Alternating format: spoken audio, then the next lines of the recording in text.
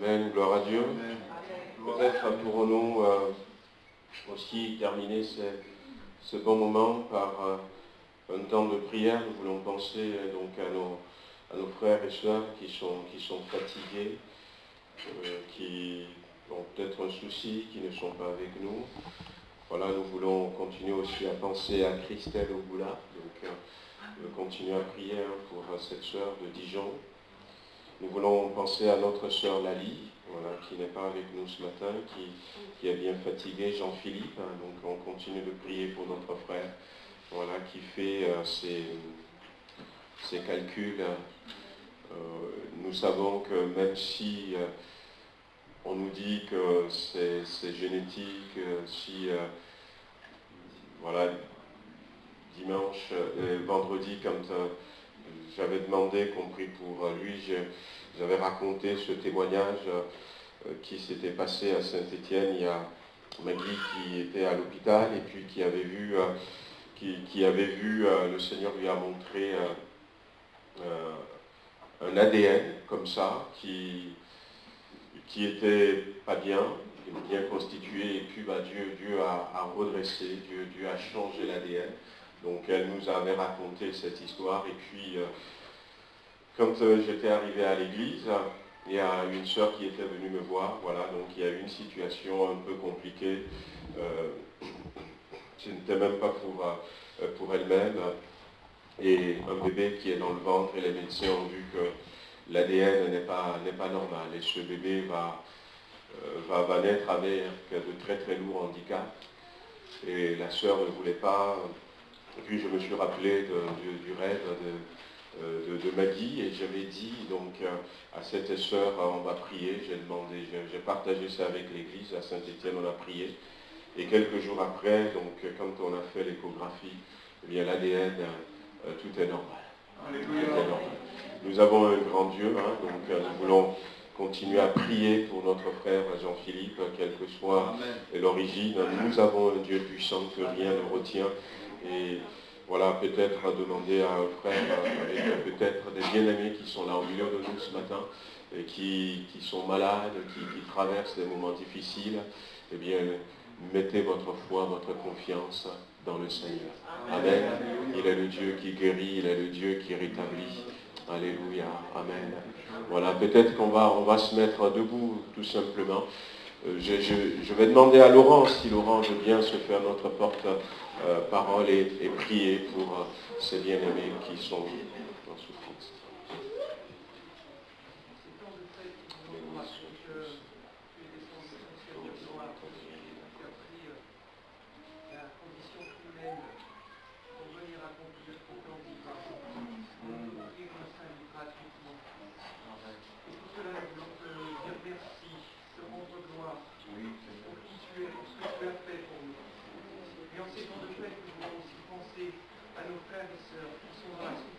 Amen. Qui ont des maladies, Seigneur, Alléluia. Reçois d'amour, reçois compatissant, Seigneur, Alléluia. Les ADN, c'est toi qui as créé ces choses. C'est toi qui as écrit toutes ces choses. Alléluia. Foi en toi. Nous voulons croire que tu entends nos prières. Nous voulons croire que tu guéris. Et en Seigneur, Amen. Nous voulons encore des miracles. Alors maintenant, toutes ces personnes qui ont été citées, les personnes qui sont en fait qui sont Seigneur, fais encore des miracles. Guéris-nous de ces maladies. Dans le nom de Jésus. Amen. Amen. Que le Seigneur bénisse. Amen. Amen. Je vais peut-être continuer avec les annonces vite fait. Voilà, comme chaque dimanche matin, nous voulons souhaiter la bienvenue à ceux qui nous visitent. J'ai vu de nouvelles personnes au milieu de nous. C'est la période de Noël, la fête des fins d'année. Il y en a un qui se déplace pour venir en famille. Il y a certains même qui sont partis dans leur famille. Voilà, si vous êtes là pour les premières fois, eh bien, sachez que nous saluons de tout notre cœur. Amen. Amen. Nous sommes contents de vous avoir avec nous. Et j'ai vu tout à l'heure les parents de Johan, les beaux-parents de Noémie. Donc, Noémie qui faisait partie de notre équipe de louanges. Voilà, donc ses beaux-parents qui sont venus du Salon de Provence. Voilà, un petit coucou. Voilà. Derrière Marie-Pierre aussi, j'ai vu le frère et la sœur. Voilà. Que le Seigneur vous bénisse. Et puis nous sommes surtout contents de voir les bien-aimés qui ont traversé les eaux du baptême. Donc, ça y est, vous êtes de l'autre côté. Amen. Voilà. Nous voulons aussi accueillir le Seigneur de manière particulière. Il est le plus important. Amen. Il est le plus important. Le vrai sens de Noël, c'était ce que nous avions fait hier avec les animateurs qui ont fait un programme de fête pour les enfants. Et c'était bien, les enfants ont aimé. J'avais vu, certains ont dit à refaire, on verra bien la prochaine fois. Et j'aime bien aussi ce chant par rapport à ce que j'avais déjà dit aussi dimanche dernier, que le vrai sens de Noël, nous ne devons pas le perdre, ce sens. C'est vrai, nous, c'est pas pour les chocolats, mais c'est surtout parce que, eh bien, le Seigneur est venu, le roi est venu. Amen. Vous vous rappelez que lundi, pas demain, le lundi 31, donc nous aurons notre soirée de longue éveil ici. Voilà, donc ce sera un moment aussi convivial pour terminer 2018 et commencer 2019 ensemble. À partir de 20h, on va se retrouver ici pour un programme à la fois simple mais spirituel. Voilà, il y aura une exhortation, il y aura des moments de prière, il y aura à manger. Donc si vous voulez venir, inscrivez-vous sur l'affiche qui est là-bas. Et puis on a mis 2 fiches, une fiche pour ceux qui viennent. Et puis si vous voulez apporter quelque chose, voilà, donc vous pouvez aussi vous inscrire.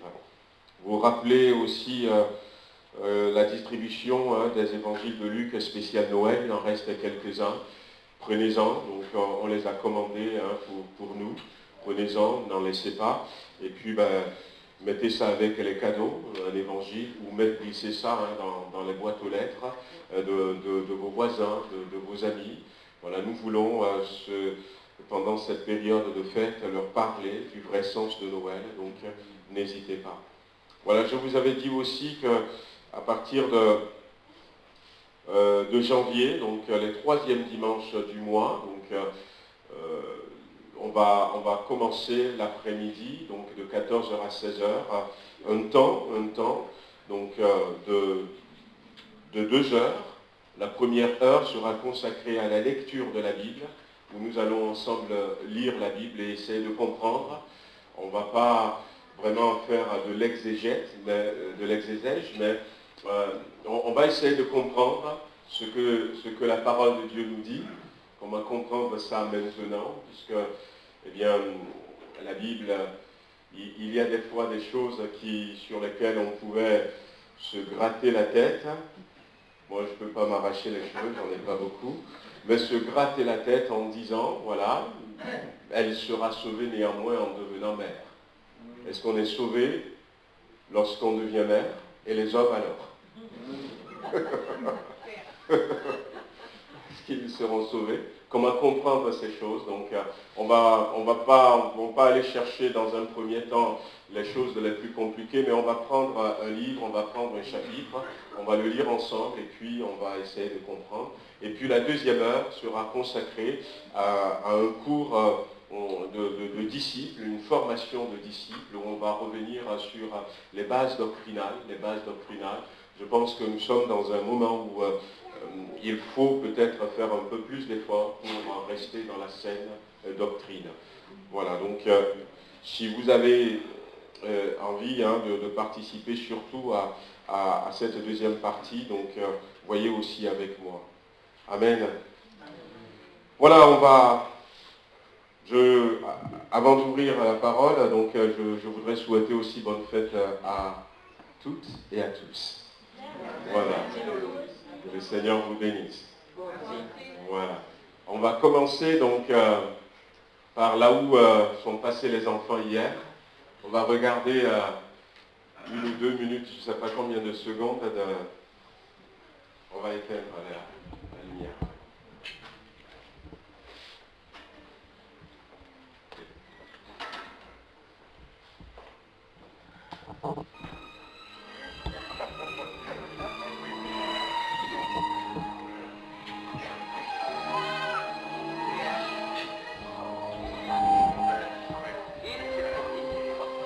Siméon, vieux sage, que fais-tu ici? Je suis à la recherche du Messie, Le Rédempteur d'Israël? le roi des Juifs. J'ai reçu la promesse du Saint-Esprit que je verrai le Dieu, mais qu'il continue à vivre dans le péché. À quoi ça sert de vivre toute une vie religieuse et de mourir et de ne pas aller dans la présence de Dieu? Jésus-Christ est venu. Tu lui donneras le nom de Jésus parce que c'est lui qui délivrera son peuple du péché. Et la Bible dira même qui délivrera son peuple. Quelle que soit l'emprise que le péché a sur vous, il est capable de vous délivrer. Il est capable de vous délivrer. Des fois, le péché agit comme ceux qui prennent un membre, quelqu'un en otage. Quand ils prennent quelqu'un en otage, vous avez dû le voir au cinéma à plusieurs reprises, ils appellent les parents de la personne et disent « Surtout ne le dis pas à la police. Si vous le dites à la police, eh bien, on va tuer votre enfant. » Et des fois, le péché agit comme ça. Surtout ne le dites pas à Jésus-Christ. Surtout ne le confessez pas. Gardez ça comme ça. Mais on va revenir dans la suite sur ça. Jésus, le 8e jour, fut présenté au Seigneur. Et là, c'est là qu'il va rencontrer Siméon. Mais avant de rencontrer Siméon, dans le passage que nous avions lu, eh bien, je voudrais m'arrêter aussi sur quelque chose. Au verset, je vais vous citer, verset 22, au 24. « Et quand les jours de leur purification furent accomplis selon la loi de Moïse, Joseph et Marie le portèrent à Jérusalem pour le présenter au Seigneur. Suivant ce qui est écrit dans la loi du Seigneur, tout mâle premier-né sera consacré au Seigneur. Et pour offrir en sacrifice 2 tourterelles ou 2 jeunes pigeons, comme cela est prescrit dans la loi du Seigneur. » Alors, on regardera après ce passage dans Lévitique chapitre 12, ce que Marie et Joseph vont faire. La Bible dit qu'elle a besoin d'être purifiée. Elle a besoin d'être purifiée et l'enfant a besoin d'être consacré. Mais quand nous regardons dans Lévitique chapitre 12, le verset 6 nous dit « Lorsque les jours de sa purification seront accomplis, pour un fils ou pour une fille, elle apportera au sacrificateur, à l'entrée de la tente d'assignation, un agneau d'1 an pour l'holocauste et un jeune pigeon ou une tourterelle pour le sacrifice d'expiation. » Et le verset 8 qui dit « Si elle n'a pas de quoi se procurer un agneau, elle prendra 2 tourterelles ou 2 jeunes pigeons, l'un pour l'holocauste, l'autre pour le sacrifice d'expiation. » Donc, la loi voulait qu'on amène un agneau et un jeune pigeon ou une tourterelle. Et seulement pour ceux qui n'ont pas les moyens de se procurer un agneau, de prendre 2 jeunes pigeons ou 2 tourterelles. Et les parents de Jésus sont venus avec 2 tourterelles. Et quand on le lit comme ça, on va dire, mais c'est la loi qui le prescrit. Mais là, on pourrait dire rapidement, c'est peut-être le sacrifice du pauvre. Des fois, on dit, Jésus-Christ est né dans le mangeoire. C'est une famille pauvre, mais la Bible ne dit pas qu'ils sont partis dans le mangeoire parce qu'ils n'avaient pas d'argent. La Bible dit parce qu'il n'y a plus de place dans les auberges.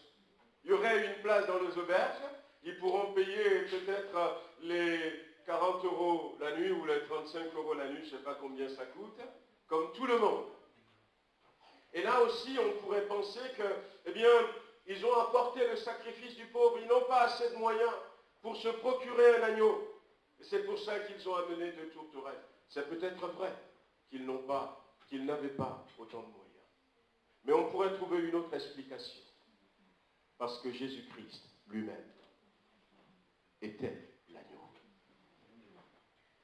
Ils n'ont pas besoin d'apporter un autre agneau. Christ lui-même était l'agneau.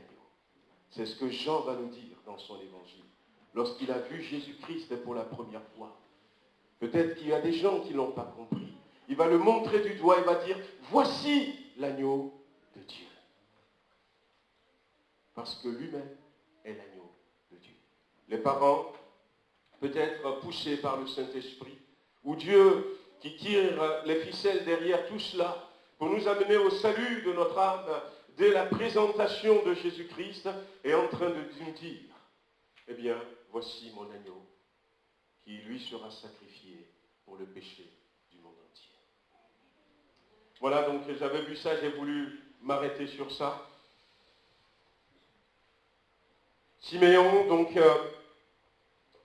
avait vu cela. Siméon était là et finalement, Siméon va rencontrer Jésus. Vous l'avez vu tout à l'heure. Vous avez trouvé la deuxième partie, non? Bon, on va passer au PowerPoint. Alors, je disais, mais imaginez Siméon. Siméon, c'est un être important pour nous dans la venue de Jésus qui nous enseigne beaucoup. Parce que la Bible nous dit au verset 25, et voici, il y avait à Jérusalem un homme appelé Siméon, et cet homme était juste et pieux. Il attendait la consolation d'Israël. Et l'Esprit Saint était sur lui. Il avait été divinement averti par le Saint-Esprit qu'il ne mourrait point avant d'avoir vu le Christ du Seigneur. Cet homme était à Jérusalem, cet homme aimait Dieu, cet homme craignait Dieu, et son nom, c'est Siméon, exaucement. Dieu a écouté, réponse divine. Et la Bible nous dit que cet homme, poussé par le Saint-Esprit, il est allé ce jour-là, et il a vu Jésus. Et quand il a vu Jésus, il va le prendre dans ses bras, et il va dire finalement, ce que nous avions lu tout à l'heure, il le reçut dans ses bras, il bénit Dieu, maintenant Seigneur, tu laisses ton serviteur s'en aller en paix selon ta parole, car mes yeux ont vu ton salut. Eh bien, il attendait la consolation d'Israël. Il attendait la consolation d'Israël. La consolation, une consolation, ça veut dire le réconfort, l'encouragement, un encouragement qu'on peut recevoir. On vit dans un monde où il y a tellement de choses qui nous découragent. Il y a tellement de personnes autour de nous qui ont besoin d'être consolées, d'être réconfortées. Et lorsque c'est ce qu'il attendait, la consolation. Mais quand il a vu Jésus, eh bien il a dit, ça y est, j'ai vu la consolation. Jésus-Christ est venu. Il est celui qui nous délivre du péché. Il est celui qui nous sauve parfaitement. Il est l'agneau de Dieu pour nous, mais il est aussi notre consolation. Certaines personnes parmi vous peuvent se rappeler de ce verset. Quand Jésus allait partir, il a dit à ses disciples, je vous enverrai un autre consolateur. Ouais. Et certains se sont posé la question, mais pourquoi un autre consolateur? Parce que lui-même, il est le consolateur. Cet homme attendait la consolation et il a vu le consolateur. Il a vu celui qui est capable de nous encourager de tous les découragements que nous avions subis. Et la Bible dit qu'il il était dans l'attente de cet événement. Non seulement lui, mais Anne également. Je ne sais pas quels sont les moments que vous vivez. Peut-être avez-vous besoin d'être réconforté. Peut-être avez-vous besoin que quelqu'un vienne poser sa main sur votre épaule. Que quelqu'un vous dise, je vous comprends. Écoutez, vous en faites pas, je suis là pour vous porter, pour vous aider, pour vous souvenir. Le vrai sens de Noël. Jésus est venu pour nous apporter la consolation. La consolation. Peut-être, dites-vous, à quoi sert cette vie? Je ne sais même pas ce que je gagne. Tous les jours, je me lève, je vais au boulot. Et puis, chaque jour, je me fatigue, je rentre à la maison. Ça reprend. Quelqu'un a écrit un livre sur ça qui n'a pas fait du bien à ceux qui l'ont lu. Non, sachez que vous pourrez avoir un sens pour votre vie.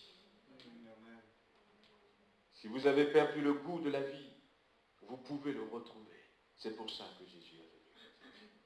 Il est venu comme le consolateur. Il est venu comme le consolateur.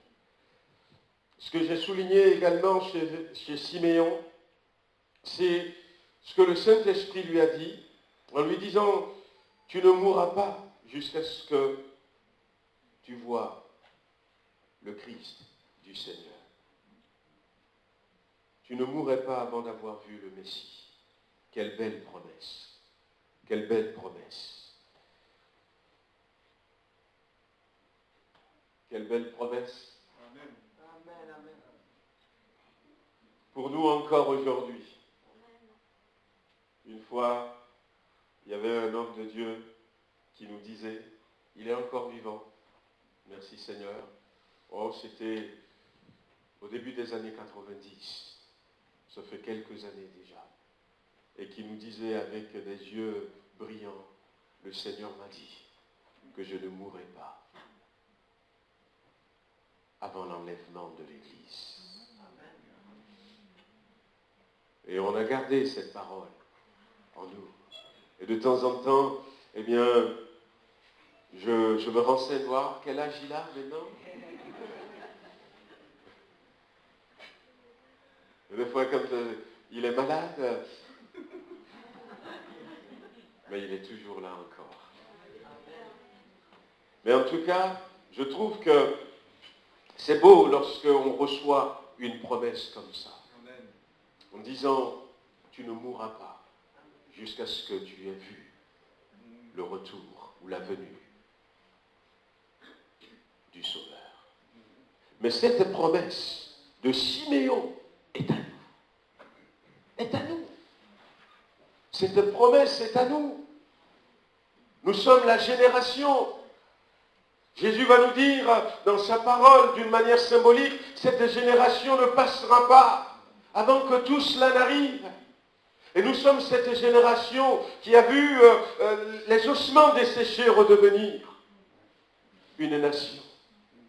Cette génération qui a vu Israël redevenir une nation. Cette génération qui va voir. Nous avons commencé déjà les tremblements de terre, les séismes. Il y en a tellement. Les famines, les souffrances, les guerres, les bruits de guerre. Nous sommes cette génération. Nous sommes cette génération. Au début et jusqu'à aujourd'hui, les Juifs, ils ont un calendrier. Alors, il ne faut pas que j'oublie, je crois, de 354 jours. Calendrier lunaire. 354 jours. Donc c'est pour ça que la nouvelle année, ça ne tombe pas toujours au 1er janvier, ni au 1er septembre. Souvent ça commence en septembre. Et avant, ce qui avait dominé sur la terre pendant un temps, c'était les Babyloniens, qui avaient un calendrier de 360 jours. Et puis, les Romains sont venus et puis ils ont changé. Et maintenant, nous avons un calendrier de 365 jours. La Bible dit que lorsqu'il a eu 65 ans, Enoch a donné naissance à Méthusela. Après la naissance de Méthusela, il a vécu 300 ans et il est enlevé. Il a vécu au total 365 jours. Les signes sont là. Nous sommes cette génération. Cette génération. Et nous devons rester peut-être dans la même attitude qu'avait Siméon et Anne. Vous l'avez vu tout à l'heure. Il attendait. Il attendait.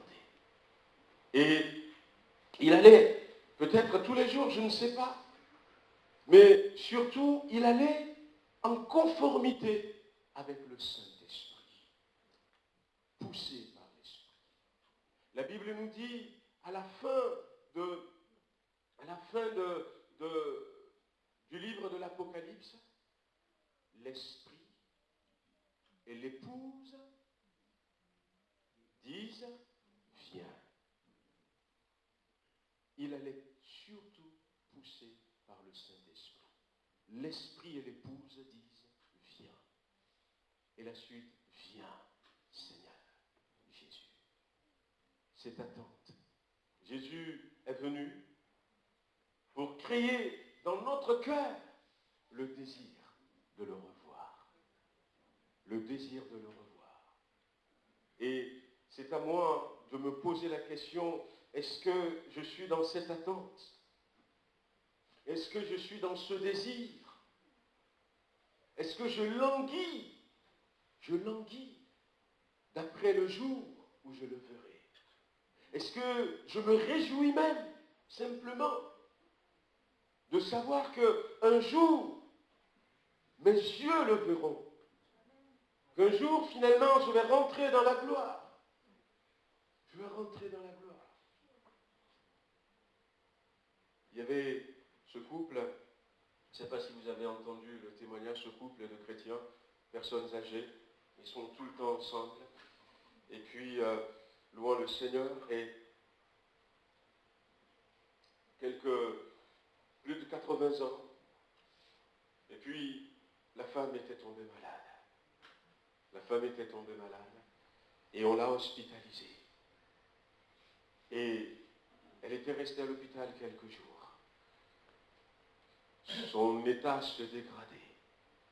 Et puis, pendant qu'elle est à l'hôpital, son époux est décédé.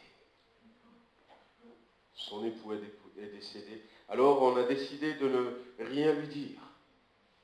Déjà qu'elle va pas bien.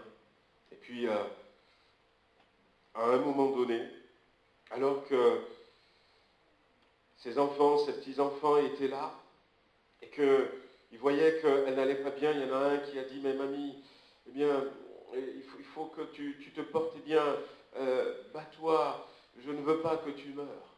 Et là, avec un cri de joie,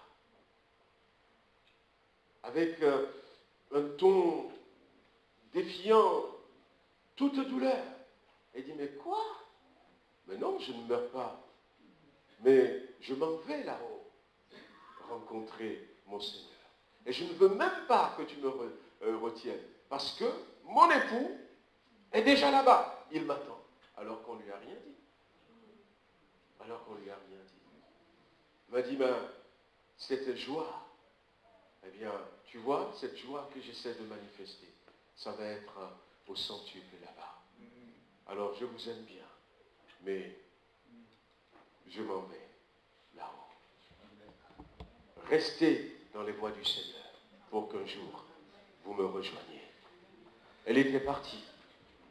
Elle était partie. Elle avait envie d'aller là-bas. Est-ce que nous avons envie d'aller au ciel? Est-ce que nous avons envie d'aller au ciel, bien-aimés? La Bible nous dit, l'esprit et l'épouse disent, viens.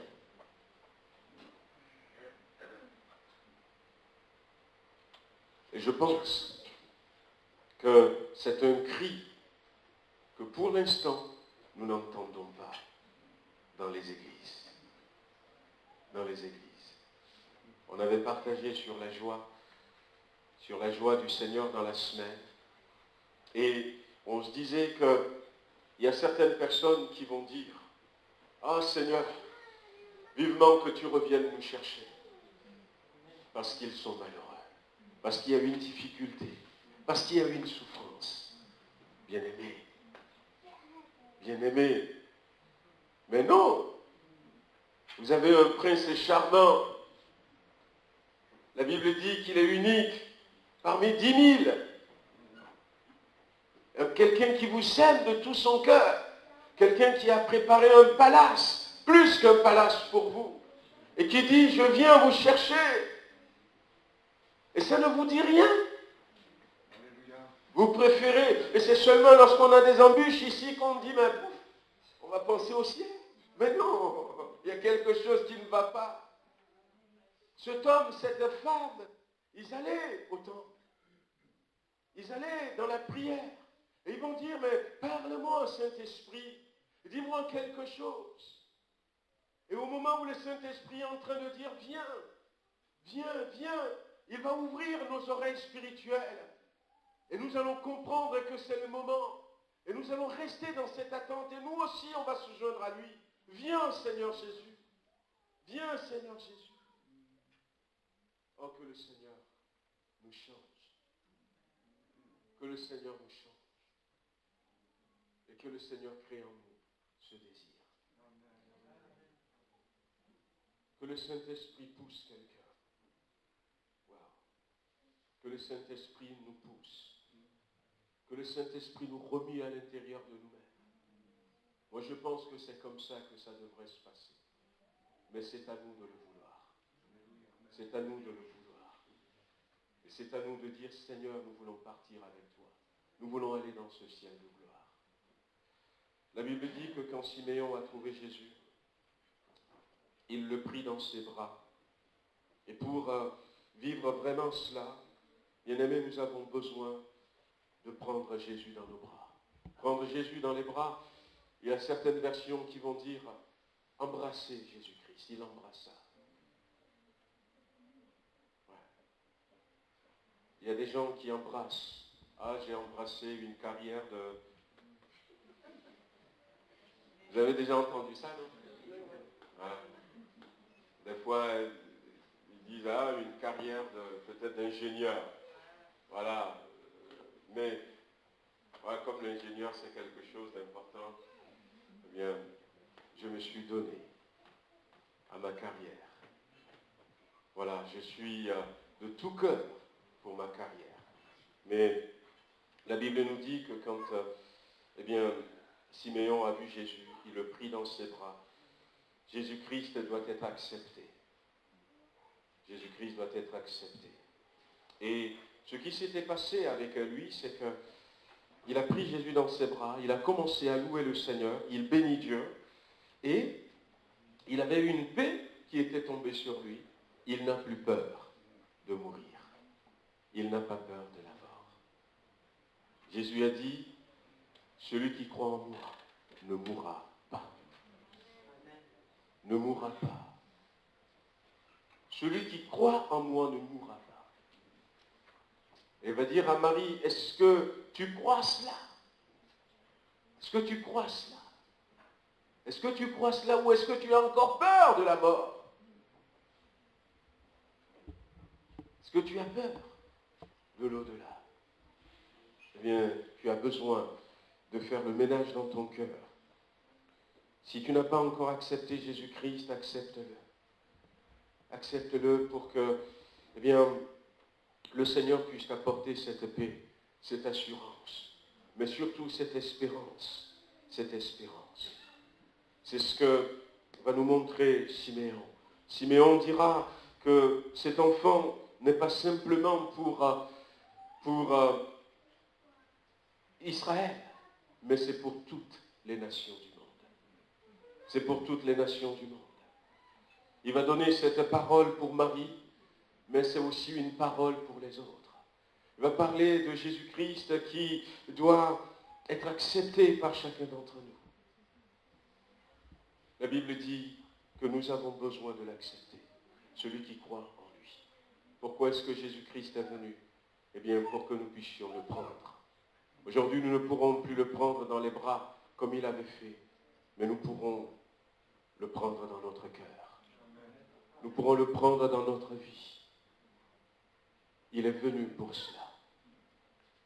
Et il va passer à la croix, par la croix, pour cela.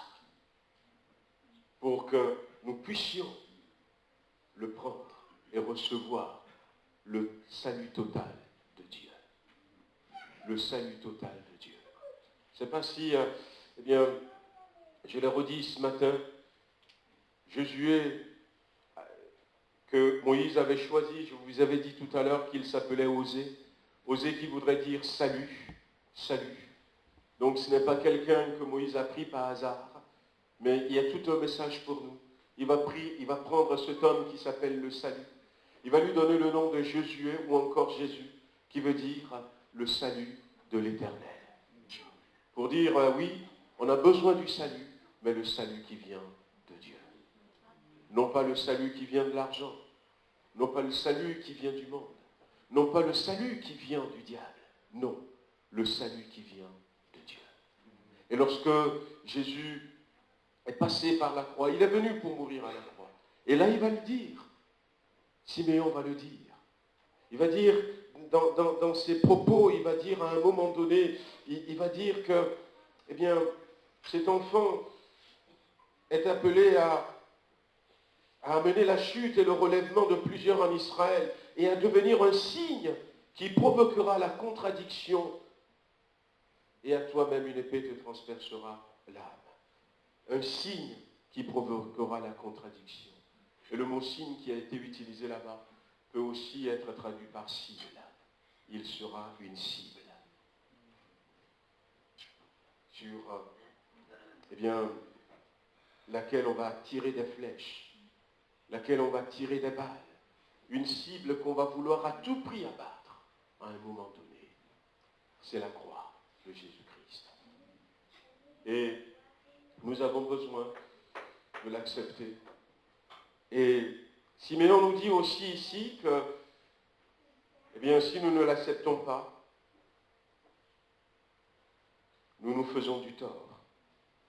Nous nous faisons du tort. Pourquoi? Parce que, eh bien, si nous le rejetons, Jésus a dit, je ne suis pas venu pour juger le monde, mais je suis venu pour sauver le monde. Je ne suis pas venu pour juger, mais celui qui ne me reçoit pas est déjà jugé. Est déjà jugé. Ce n'est pas moi qui le juge, mais il est jugé du fait que la vie s'est manifestée. Et il a rejeté la vie. Et il va le dire.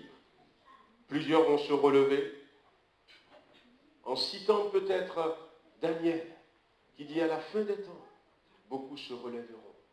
Certains vont se relever pour la félicité éternelle, et d'autres pour l'opprobre. D'autres vont chuter. Jésus est venu pour que nous puissions le choisir. Jésus est venu pour que nous puissions le choisir. Jésus est venu, et non seulement Siméon, mais je vais terminer avec Anne également, qui a eu une attitude qui renforce un peu certaines des choses que j'ai dites ce matin. La Bible nous dit que cette dame de 84 ans maintenant, elle avait vécu 7 ans avec son mari, depuis sa virginité, et elle est restée veuve, elle ne quittait pas le temple, et elle servait Dieu nuit et jour, dans le jeûne et dans la prière. Elle aussi va venir à ce moment-là, et puis elle va prendre Jésus-Christ dans ses bras.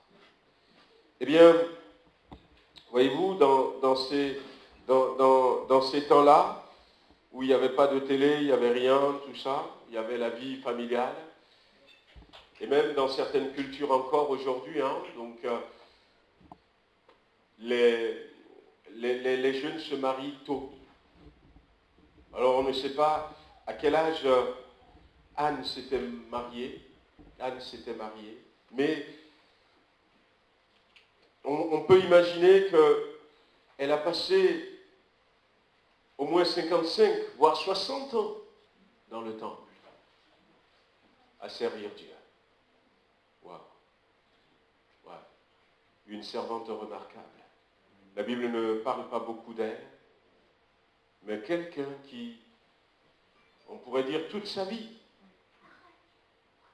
Toute sa vie va rester dans le temple.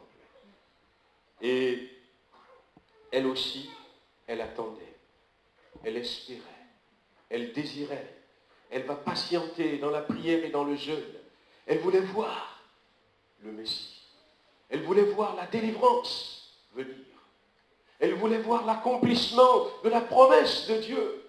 Et elle était là, dans la solitude parfois, parce que, eh bien, pendant ces 55 ans, ces 60 ans peut-être, elle a vu des gens qui peut-être l'ont encouragée un temps, et puis elle va se retrouver seule, mais elle était là, elle était là. Et elle va rester là dans l'attente. Quelle persévérance aussi. Quelle persévérance aussi, bien-aimée. Elle était là. Wow. Et pas de surprise. Le Seigneur va permettre qu'elle puisse voir Jésus-Christ. Elle attendait trop longtemps pour rater cet événement.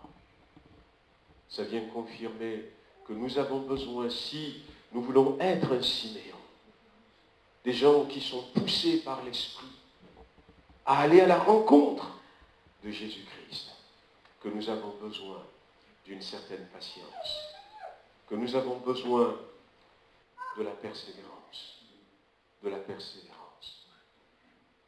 Bien-aimé, que le Seigneur ne revienne pas le jour où finalement nous avions décidé de tout laisser tomber. Mais qu'au contraire, aujourd'hui, nous prenons la décision de persévérer. Même si c'est dur, même si on se sent seul, même si on n'est pas compris. Les gens se sont moqués de Noé. Se sont moqués de Noé. Mais que fais-tu? Pourquoi tu te tues à la tâche? Peut-être que les gens vont se moquer de vous. Peut-être que l'ennemi va vous dire, mais c'est trop pénible ce que tu fais. Mais tu ne vas pas continuer à mener cette vie, à te déplacer comme ça. Tu ne vas pas aller tout le temps à l'église. Tu ne vas pas prier tous les jours. Tu ne vas pas passer du temps chaque fois à lire ta Bible. Mais Anne nous montre que nous avons besoin de la persévérance.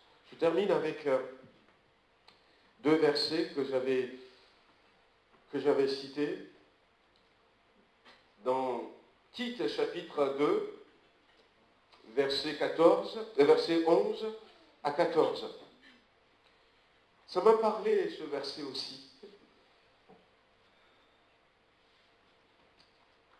Il est marqué dans Tite chapitre 2, « Car la grâce de Dieu, source de salut pour tous les hommes, a été manifestée. Elle nous enseigne à renoncer à l'impiété, aux convoitises mondaines, à vivre dans le siècle présent selon la grâce, la justice et la piété, en attendant la bienheureuse espérance et la manifestation de la gloire du Dieu, du grand Dieu et de notre Seigneur et Sauveur Jésus-Christ. » Alors, quand j'ai vu ce verset, je me suis dit, mais ça c'est Anne, ça. Parce que, voyez-vous, Anne veut dire grâce. Grâce. Et la Bible dit dans ce passage que la grâce de Dieu, qui est source du salut, a été manifestée. Et elle nous enseigne à renoncer. La grâce. Anne, qui s'appelle la grâce, est rentrée dans un renoncement. Pourquoi? Au verset 14, en attendant la bienheureuse espérance et la manifestation de la gloire du grand Dieu et de notre Seigneur Jésus-Christ. Elle a vécu ce verset que l'apôtre Paul va nous dire plus tard. La grâce de Dieu. Et nous avons besoin de cette grâce. Et Jésus veut nous apporter cette grâce. Nous avons besoin de ce renoncement. Elle nous enseigne à nous renoncer. Et elle a montré l'exemple. Pendant 55 ans, 60 ans, elle a renoncé au plaisir de l'extérieur. Elle a renoncé peut-être à manger des mets délicats. Elle a renoncé et elle attendait la bienheureuse espérance. Et elle a vécu. Anne nous montre comment il faut se comporter. Elle vient nous appuyer sur ce désir. C'est un exemple pour nous. Un exemple pour nos frères et sœurs. La Bible dit, notre cité à nous est dans les cieux. Et c'est de là que nous attendons aussi comme sauveur le Seigneur Jésus-Christ, qui va transformer le corps de notre humiliation et en le rendant semblable au corps de sa gloire. Anne, fils de Phanuel, la grâce qui nous enseigne au renoncement. Pourquoi Jésus est venu? Eh bien, j'ai voulu faire un message qui se trouve dans le temps pour insister sur le vrai sens de Noël. Jésus est venu pour tout cela. Jésus est venu pour que nous puissions voir la face de Dieu. C'est ce que veut dire Phanuel, le père de Anne. La face de Dieu. C'est le même mot que Péniel, où Jacob dira, j'ai vu Dieu face à face. Jésus est venu pour que le voile se déchire. Pour que le voile se déchire. Peut-être que j'ai été, à ma manière, mais vous pouvez, pendant cette période, reprendre peut-être ce passage dans la Bible. Vous laissez vous éclairer.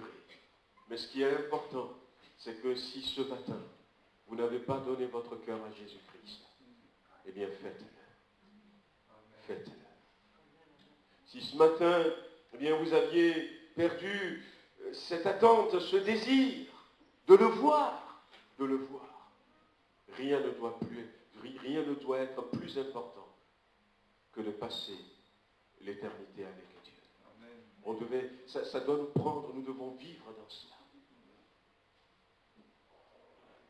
Les préoccupations présentes ne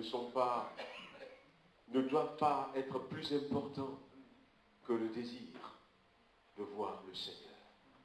Si les préoccupations présentes le sont, eh bien, ces préoccupations vont nous emporter. Et quand le Seigneur serait là, ce jour-là, nous ne serons pas au temple. Nous ne serons pas au temple pour le voir. Ce jour-là, nous ne serons pas prêts pour partir avec lui. Alors, on va baisser les têtes quelques instants. Frères et sœurs, amis qui êtes là.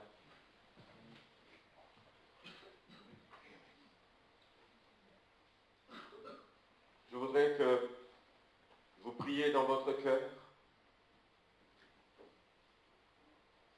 Jésus est venu pour ces quelques raisons que nous avions citées. Il a besoin d'être accepté. Il est venu pour nous permettre désormais de voir la face du Père, la face de Dieu. Il est venu pour nous donner la victoire sur le péché. Nous l'avions dit. Il est venu aussi parce que il veut nous apporter la consolation. Il est venu nous apporter cette paix. Nous pousser à bénir Dieu, à louer Dieu. Il est venu enlever toute crainte de la mort et nous donner la certitude de la vie éternelle. Il est venu comme l'agneau de Dieu qui ôte le péché du monde. Et si vous ne l'avez pas encore accepté, acceptez-le. Il n'y a rien de plus important que de donner sa vie à Jésus-Christ. Que d'ouvrir son cœur à Jésus-Christ.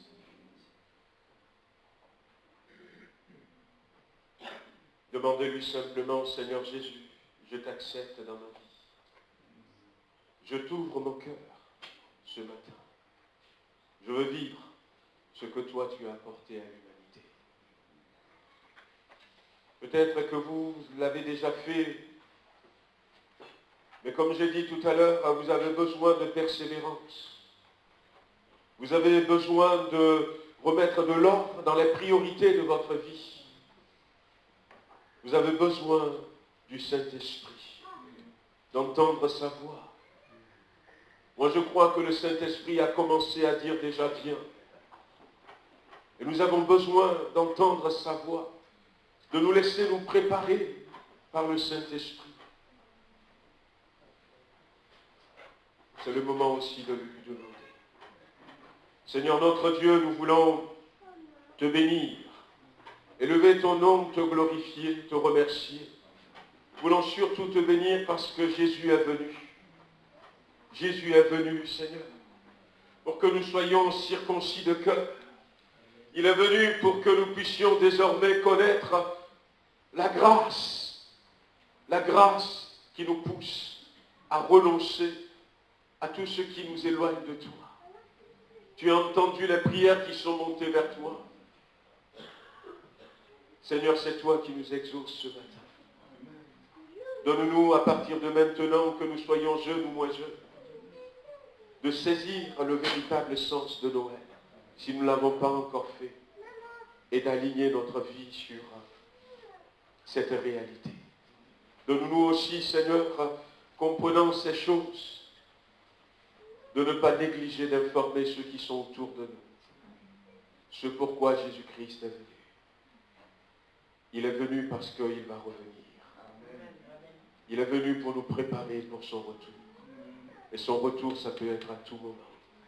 Et nous voulons être prêts. Bénis-nous, Seigneur. Accorde-nous de passer de bons moments pour ceux qui vont se retrouver en famille. Donne-nous des occasions pour parler de Jésus-Christ à ceux qui ne le connaissent pas. Donne-nous ce courage de leur dire. Amen. Ô Seigneur, bénis chacun d'entre nous. Au nom de Jésus-Christ. Amen. Amen. Voilà, je voudrais